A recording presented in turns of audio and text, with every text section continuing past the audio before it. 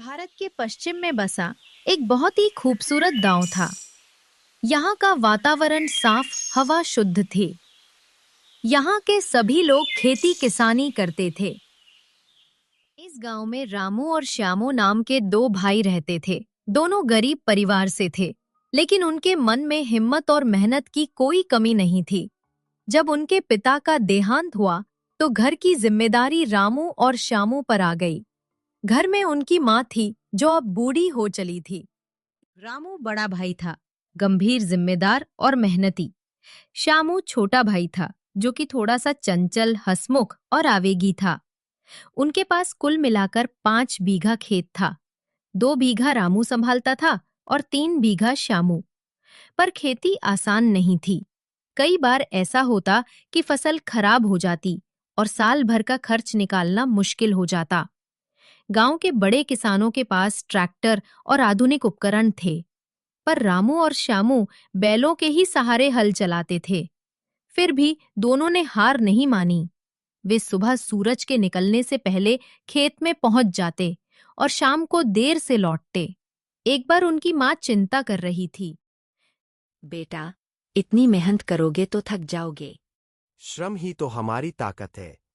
अम्मा, जब फसल पक जाएगी तो देखना, मैं इतना अनाज लाऊंगा कि भंडार भर जाएगा। समय बीतता गया। फसल अच्छी हो या खराब, दोनों काम में जुटे रहते। पर धीरे धीरे छोटे मोटे मतभेद उभरने लगे। श्यामू चाहता था कि वो नए तरीके से खेती करे।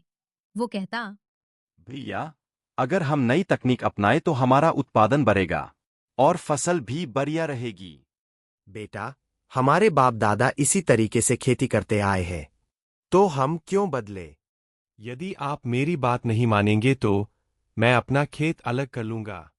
ठीक है, अगर तुम्हें अपनी मर्जी से करना है तो कर लो, मैं तुम्हें रोकूंगा नहीं। ये सुनकर माँ की आंखों में आंसू आ गए। वो बोली, तुम दोनों लड़ोगे तो इस घर का क्या होगा? खेत तो बट जाएगा, पर दिल बट गए तो कौन जोड़ेगा? माँ की बातों में दोनों को कुछ समय के लिए चुप कर दिया, पर मन में खटास रह गई। इसी बीच गांव में सूखा पड़ गया। बारिश नहीं हुई, तालाब सूख गए, नहरें में पानी नहीं पहुंचा, फसलें पीली पड़ने लगीं। गांव की किसान कर्ज में डूब गए। कई परिवार शहरों की ओर काम की तलाश में निकल गए। रामू और श्यामू के सामने भी संकट खड़ा हो गया। उनके खेत में गेहूं की फसल आधी हो गई। घर में अनाज कम था। माँ की दवाइयों का खर्चा बढ़ रहा था। भैया, अगर हम सब कुछ बेचकर शहर चलें, तो वहां पर काम मिलेगा और हम माँ की दवाइयों का खर्चा निकाल सकते हैं। भागकर समस्या का समाधान नहीं होता। खेत छोड़ देंगे तो फिर लौटकर आएंगे कहाँ? दोनों भाइयों के सामने दुविधा थी। तभी गांव के प्रधान ने किसानों की बैठक बुलाई। वहां यह तय हुआ कि सभी मिलकर कुआं खोदेंगे, ताकि पानी की समस्या खत्म हो सके। इसके लिए सभी को भागीदारी देनी होगी। सभी गांव वालों में अपना अपना हिस्सा दिया। रामू और श्यामू एक साथ दोनों काम करने लगे। कुएं की खुदाई में सभी का सहयोग मिला। महिलाएं भी पानी और भोजन पहुंचती। कुएं से पानी निकाला और पूरे गांव ने राहत की सांस ली। रामू और श्यामू को यह एहसास हुआ कि वह साथ मिलकर काम करेंगे तो किसी भी समस्या को हल कर लेंगे। इसके बाद श्यामू उन्हें प्रस्ताव रखा कि वे सब सब्जियों की खेती करें। मैं चाहता हूं कि सभी आधुनिक तरीके से खेती करें।